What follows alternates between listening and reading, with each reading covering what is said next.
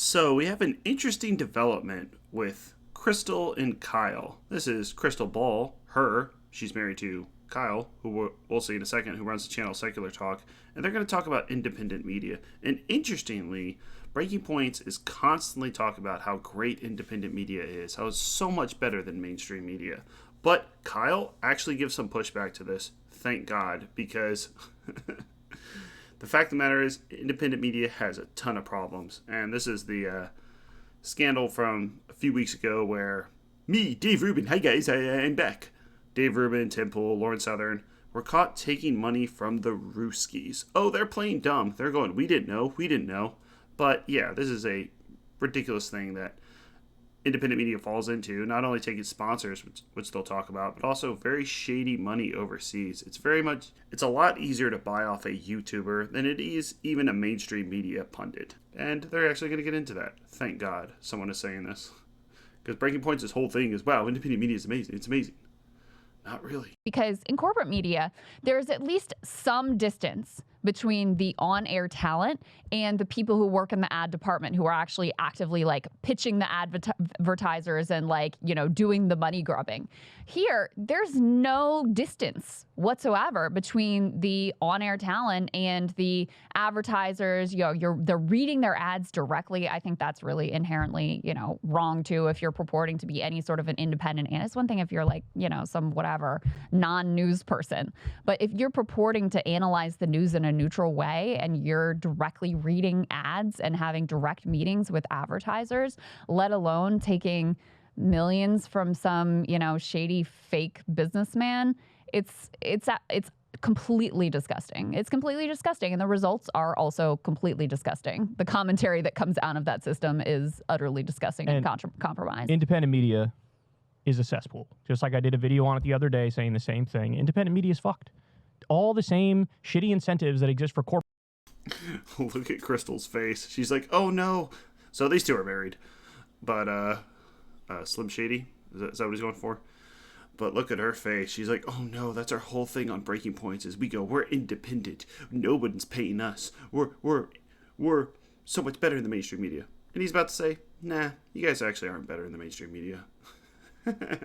She's her look of regret. And she's usually with that guy Sauger, but not here. And maybe this show's better than Breaking Points, because Breaking Points kind of drives me nuts sometimes. She's on the left, Sauger, not this guy, is on the right. They're supposed to be debating, but they kind of never debate. They like agree on everything. It's very odd.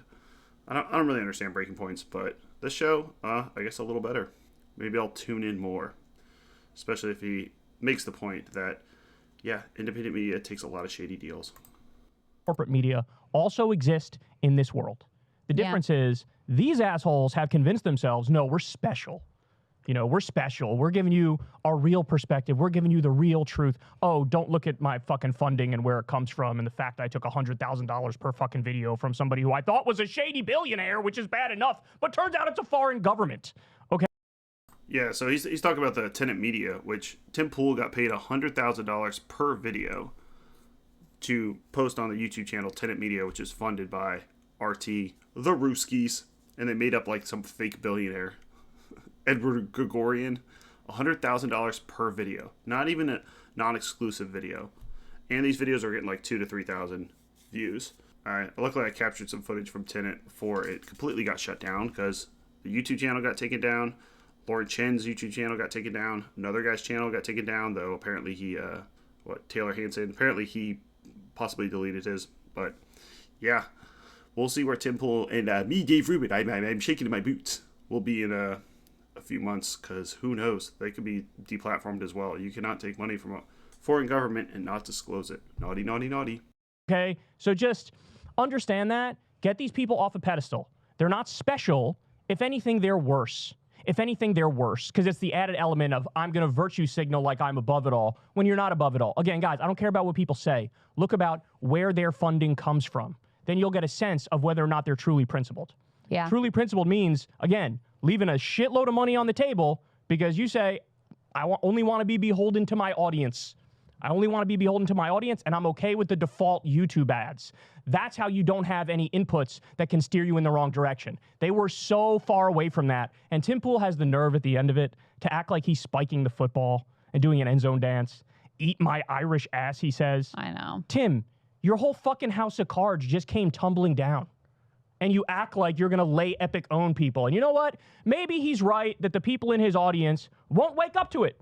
They won't. Maybe they'll be fucking zombies sleepwalking into oblivion listening to some asshole con artist spew his talking points on a daily basis. Yep. But just know the mask has been ripped off. We all see you for what you are. Oh, and one more point, final point here. Yeah. And I alluded to this the other day, but I'm going to make it even more clear now. Somebody go print out the Resistance Liberal Apology forms. Somebody go print those out. Because these motherfuckers over a long enough timeline are right about everything. The one thing that I was like, nah, this really was bullshit and they really did overreach was Russiagate. And to be fair, vis-a-vis Trump, Russiagate was a massive overreach. The Mueller report basically said there's corruption there, but it's not vis-a-vis Russia. Trump was very hawkish towards Russia. So on that front, yes, there was a grain of truth in the opposite position. But I mean, fucking Nick Fuentes just came out the other day and said Trump's all about himself and he betrayed us. And it's like, this is exactly what the fucking resistance liberals were telling you all along. And they were right. The resistance liberals were talking about Russian money infiltrating the media and spread. That's exactly right. This is exactly what the fuck this is. Yeah, so what people are speculating is because RT got deplatformed and kind of banned from YouTube, it is still on Rumble if you want to watch some Russian today. But basically, after the invasion of Ukraine in 2022, RT kind of, the United States sort of, to broadcast the way they were before, like they got cut from channels. They're suspecting that they're doing some more sneaky things. Well, they definitely are with the tenant media. They spent $10 million in 1 year to fund doofuses like Tim Pool and me, Dave Rubin. I love doing this impression. So, yeah, who knows? Are they funding more stuff? He is kind of right, though. Like he's talking about the Russiagate. He's talking about the scandal saying, like, Trump was a Russian agent, which turned out to be not exactly true. He wasn't a Russian agent. However, there are some people that are being paid by Russia for sure, as we learn, even if they're doofuses about it. Print out the apology forms. They were right. We got to be willing to call a spade a spade. We got to be willing to be honest. We got to be willing to go where the evidence goes. It's a fact. It's a fact. And people might not like it, but it's the reality. So I'm just so sick of these. Like, our space is such a fucking cesspool. It is. Some virtue signaling really, little grifters. Jesus Christ, bro. It's incredibly disappointing because I still think Crystal's not really agreeing with this, but she's not going to push back because he's right. I mean, he's liberal, so obviously he's going to hate the people like Lawrence Southern and Tim Pool. He's not going to say they're any better than Fox News. And then those people are going to say that people like him and like the Young Turks aren't any better than MSNBC. So, yeah, why would he have love for the independent media space? But, yeah, they never say this on Breaking Points. Oh, man. She should go on Breaking Points and say this. Be like, you know what? Independent media it sucks. We need to clean up house here, guys. You know, even the like beholden to your audience thing, like even that is a risk and a danger because you can be audience captured, right? You exactly. see the audience capture. You know, you see the way. I mean, you can tell when people are just like churning out videos of whatever clicks best in the moment, courtesy of the algorithm programmed by Elon Musk or whatever other billionaire tech executive happens to be running the platform that you exist on. Like it's very obvious, and that's really common too. And again, you know, there's such a direct tie between how many views does this one video get and what is my profit directly into my pocket that the incentive is actually greater to just feed the audience what they want.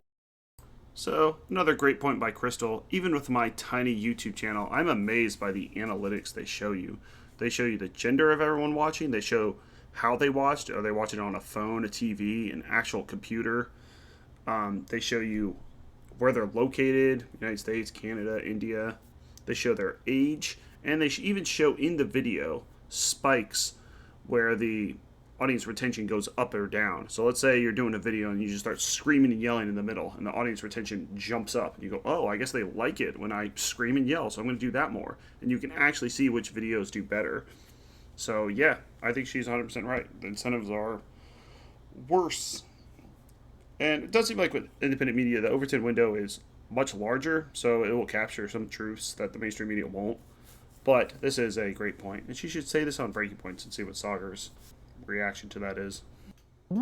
Then the talent in corporate press who have their salary set, and it's not directly by, whatever the ratings are on their show that day. Their model is disgusting as well. But with these freaks, like they've not only replicated the model, they've managed to make the incentive structure even worse than the incentive structure in corporate media. And you can see it. Like Megyn Kelly, she I did not like her, her commentary at Fox News, but she is actually worse now than when she was even at Fox News. 100%. Tucker Carlson, worse now. Yeah. Managed to be worse now No. than when he was at Fox News. He calls Alex Jones a prophet. Is Alex Jones a prophet? That's what he asked. Yeah, the guy who's wrong about 94% of the shit he says and says Obama was a demon because a fucking fly landed on his face. Yeah, that guy's a fucking prophet. The guy who said, there was a coup against Joe Biden. Yeah, prophet, sure. Are you fucking kidding me? They overlook all the shit he says that's wrong and they blow up the 4% of shit he says that's right. And they act like again, this is what I say. This is the anti-establishment brainworms as well. Yeah. The idea that I'm just going to take the opposite perspective of whatever the mainstream perspective is. Then you're a fucking idiot and you're a Yeah, I think Alex Jones still claims that 9/11 was an inside job. He ran back the Sandy Hook comments, sort of, but he claims Oklahoma City bombing was the deep state. It was done by the government. So, yeah. And he's right, though. I mean, Tucker Carlson has been going freaking buck wild. I think they're going to mention it in a second, but he recently did his interview with Daryl Cooper, where he made the amazing statement, Daryl Cooper did, that Winston Churchill, the leader of Britain that got into office in 1940, was worse than Adolf Hitler. Now you might say to yourself, Holocaust, invasion of Austria, Poland, Czechoslovakia, all of which happened before Winston Churchill. No, don't worry about that. Japan invading China in the 30s. No. Winston Churchill's worse.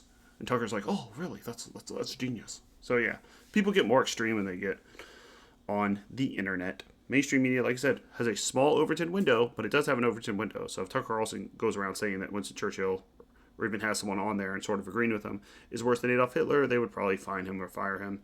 If he went around supporting things like VDARE, which he does right now, yeah, and same with Megyn Kelly. She's going hard for Trump, which is kind of surprising. She usually doesn't endorse candidates. She didn't endorse Trump in 2016 or 2020, but she's going hard in 2024.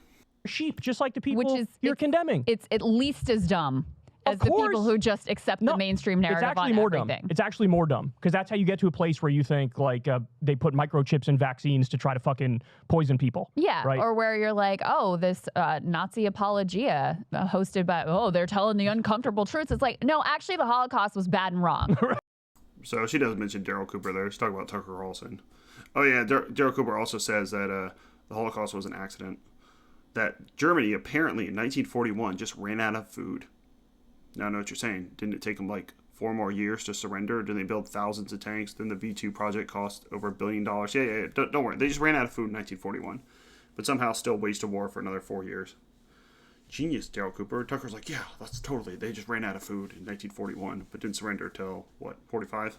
Yeah. We're all fucking right. Yes, it's the mainstream consensus. It's also fucking correct, okay? Right, yeah. I thought Winston Churchill was the chief villain of World War II, is what I've heard lately. I can't these fucking people, man. Disgusting. And the thing that's so gross about it is like these people make so much money that's doing the other this disgusting shit. Thank you for bringing that up because I wanted to point that out too.